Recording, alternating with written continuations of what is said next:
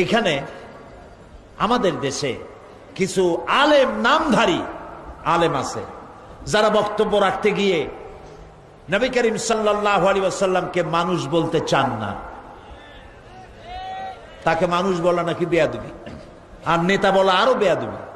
নেতা বলা বেয়াদবি কেন? কয় যে এই যে আমার নেতা তোমার নেতা হাবি জাবি ছাতামাতা মানুষে কয়, তো মোহাম্মদ সাল্লাল্লাহু আলাইহি ওয়াসাল্লামের নামে যদি আমার নেতা তোমার নেতা কয় তো এক কাতারে দাঁড়ায় গেল। কত বড় বেওকুফ চিন্তা করেন। আরবিতে যখন বলে আল্লাহুম্মা সাল্লি আলা সাইয়্যিদিনা, তখন কি বলে? সাইয়্যিদিনা মানে কি? সাইয়্যিদিনা মানে আমার নেতা, আমাদের নেতা। আরবিতে যখন বলে তখন জায়েজ আছে, কিন্তু বাংলায় যদি বলে আমার নেতা তোমার নেতা বিশ্ব নবী মুস্তাফা, তাহলে অসুবিধা। লাউ খাইলে জায়েজ আছে, কদু খাইলে না জায়েজ। এগুলি কেমন কথা? নবী করিম সাল্লাল্লাহু আলাইহি ওয়াসাল্লাম সম্পর্কে তারা ওয়াজ করেন, তাকে নাকি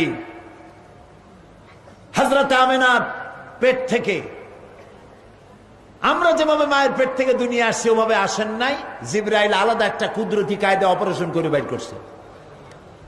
তারপরে নবী করিম সাল্লাল্লাহু আলাইহি ওয়াসাল্লাম দুনিয়া এলেন। কেউ কেউ তওয়াফ করতে গেছে আল্লাহর ঘর, যাই দেখে আল্লাহর ঘর নেই। হাই হাই, গেল কই ঘর? অনেক সময় দাঁড়ায় থাকার পর দেখে যে আল্লাহর ঘর আসছে, বাইতুল্লাহ। আরে বাবা তুমি কোথায় গেছিলে? আমরা তওয়াফ করতে আসছি। তোমরা জানো না আল্লাহর নবী মাহবুব মুহাম্মদ সাল্লাল্লাহু আলাইহি ওয়াসাল্লাম আসছে, আমি তো তারে তওয়াফ করতে গেছিলাম। এদিকে একজনে কয় যে সুবহানাল্লাহ। প্রিয় ভাই সব, মহা অন্যায়, মহা অন্যায়। এমন কথা কোরআনে হাদিসে কোথাও নাই। মায়ের পেট থেকে আমাদের দেশে কিছু আলেম, নামধারী আলেম আছে যারা বক্তব্য রাখতে গিয়ে নবী করিম সাল্লাল্লাহু আলাইহি ওয়াসাল্লামকে মানুষ বলতে চান না। তাকে মানুষ বলা নাকি বেয়াদবি, আর নেতা বলা আরো বেয়াদবি। নেতা বলা বেয়াদবি কেন? কয় যে এই যে আমার নেতা তোমার নেতা হাবি জাবি ছাতামাতা মানুষে কয়, তো মোহাম্মদ সাল্লাল্লাহু আলাইহি ওয়াসাল্লামের নামে যদি আমার নেতা তোমার নেতা কয় তো এক কাতারে দাঁড়ায় গেল। কত বড় বেওকুফ চিন্তা করেন। আরবিতে যখন বলে আল্লাহুম্মা সাল্লি আলা সাইয়্যিদিনা, তখন কি বলে? সাইয়্যিদিনা মানে কি? সাইয়্যিদিনা মানে আমার নেতা, আমাদের নেতা। আরবিতে যখন বলে তখন জায়েজ আছে, কিন্তু বাংলায় যদি বলে আমার নেতা তোমার নেতা বিশ্ব নবী মুস্তাফা, তাহলে অসুবিধা। লাউ খাইলে জায়েজ আছে, কদু খাইলে না জায়েজ।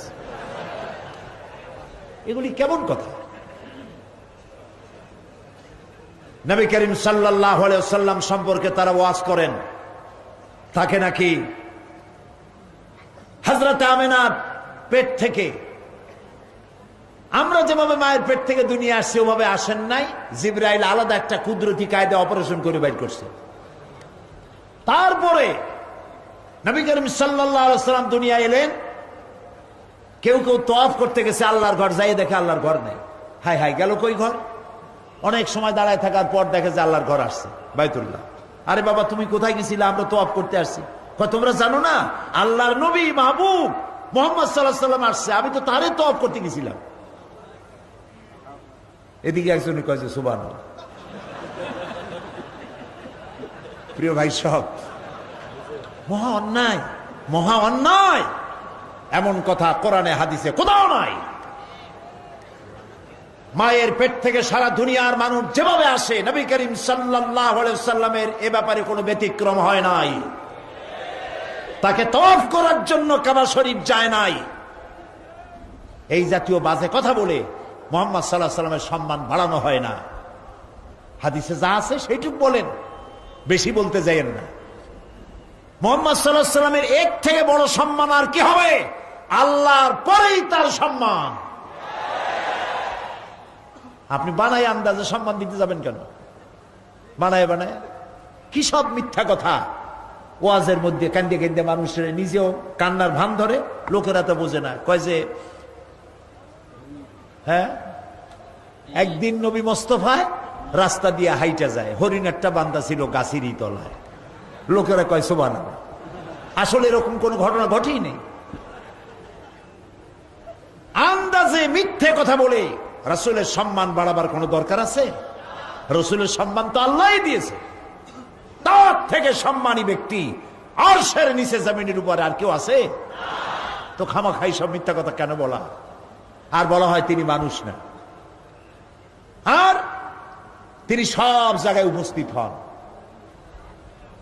নাউজুবিল্লাহি মিন যালিক। কি মুশরিকানা আকীদা, মুশরিকানা আকীদা। সকল জায়গায় সমভাবে দেখতে পারেন আল্লাহ রাব্বুল আলামিন। যেটা আমার খালেক পারেন, রাসূল মাখলুক তিনি তা পারেন না। নবী করিম সাল্লাল্লাহু আলাইহি ওয়াসাল্লামকে তার নামে মিলাদ পড়া হচ্ছে। এক জায়গায় দাঁড়াইতে হবে সকলকে। কেন দাঁড়াইতে হবে? কারণ নবী করিম সাল্লাল্লাহু আলাইহি ওয়াসাল্লাম আসবেন, দাঁড়াবে না? এরকম বেয়াদব উম্মত আছে নাকি যে রাসূল আসবে আর দাঁড়াবে না? অনেক বছর আগে হাজীগঞ্জে আমার একটা মাহফিল ছিল। মাহফিলে যাই দেখি সেখানে একটা বিশাল চেয়ার। এটা কেন? কয় যে ওই চেয়ারে আমরা এখানে তো মিলাদ পড়বো, রাসূলুল্লাহ আসবেন, তার জন্য একটা চেয়ার রাখবো না? আমরা এত বেয়াদব উম্মত, তার জন্য একটা চেয়ার সাজায় রাখছে। আমি বললো ওই চেয়ার আগে নামাও, তারপর ওয়াজ করবে, আগে ওয়াজই করবে। তোমরা তো এটাও করে ছাড়বার পরে ভাত খাইতে যাই একটা বড় প্লেট রাখবা, রাসূলুল্লাহ আসবে, তারে ভাত না দিয়ে আমরা খাই কেমন? নাউজুবিল্লাহ। আমি বললাম তর্কের খাতিরে যদি মেনেও নেই যে রাসূলুল্লাহ এক জায়গায় আমরা মাহফিল করতেছি, মিলাদ পড়তেছি, রাসূলুল্লাহ আসবেন, তর্কের খাতিরে মানলাম। আচ্ছা ঠিক আছে, আসুন। উম্মতের জন্য ফরজ হয়ে গেছে চেয়ার দেওয়া, ঠিক না? তাহলে এবার বলেন, রাসূলুল্লাহর জন্য মঞ্চে একটা চেয়ার রাখা হয়েছে, তিনি বসবেন, তার পাশে আর একটা চেয়ার দিয়া বসতে পারে এমন বেয়াদব আকাশের নিচে জমিনের উপরে আছে নাকি? কাজে এর দ্বারা রাসূলুল্লাহকে ইজ্জত করা হলো না, তাওহীন করা হলো। নবী করিম সাল্লাল্লাহু আলাইহি ওয়াসাল্লাম সদা সর্বত্র আপনি মিলাদ পড়বেন আর সেখানে এসে হাজির হবেন, এই আকীদা জায়েজ নাই, জায়েজ নাই।